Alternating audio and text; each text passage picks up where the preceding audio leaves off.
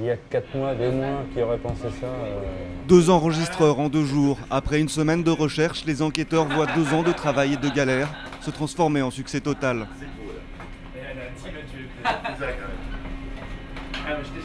On a fait ce qu'on avait à faire, quoi. On a trouvé les 2 enregistreurs. On a pratiquement tout le travail. Enfin, sur site, mis à part remonter quelques autres débris, là, c'est vraiment un pas mais gigantesque niveau des recherches en mer. Là. On a les 2 boîtes en 2 jours. Avec l'enregistreur phonique du cockpit, il dispose désormais des éléments majeurs pour expliquer l'accident et tirer des enseignements de cette catastrophe aérienne, la plus énigmatique de ces dernières années.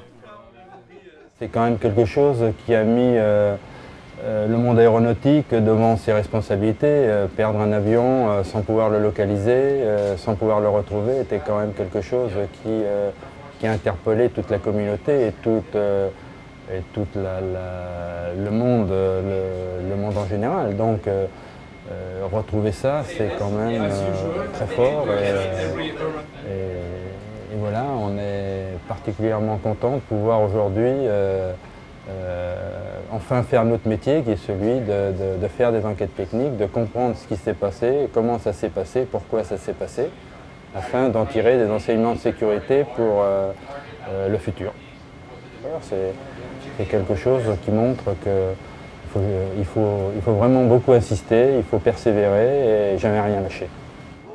Dans ces conditions extrêmes, de la persévérance, il en aura fallu jusque dans les derniers mètres. Pour preuve, sur cette photo prise lors de la découverte de l'épave, les spécialistes de la recherche en mer devinent désormais le profil de l'enregistreur phonique. C'est pas facile à reconnaître. Mais par 4 km de fond, sans lumière naturelle ni moyen de localisation précis, il aura fallu 3 passages sur cette zone pour découvrir le CVR. La détermination aura fini par payer.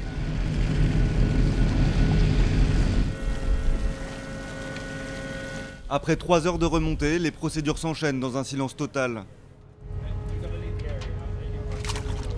Le but de ces manipulations, ne pas altérer l'état des enregistreurs après 2 ans d'immersion. Surprise, l'enregistreur est resté quasiment intact dans les débris de l'avion. C'est assez extraordinaire de le retrouver entier. C'est la première fois depuis longtemps dans un choc pareil qu'on retrouve le boîtier, le module protégé, la balise subaquatique encore attachée. Ça nous laisse beaucoup d'espoir pour les données, les datas et le voir dans cet état, c'est quand même extrêmement rassurant. Ultime voyage pour ces enregistreurs, un transfert sur un patrouilleur de la Marine nationale. Accompagné d'un OPJ et du directeur de l'enquête technique, ils partent pour Cayenne. Dernière étape avant leur analyse au BEA.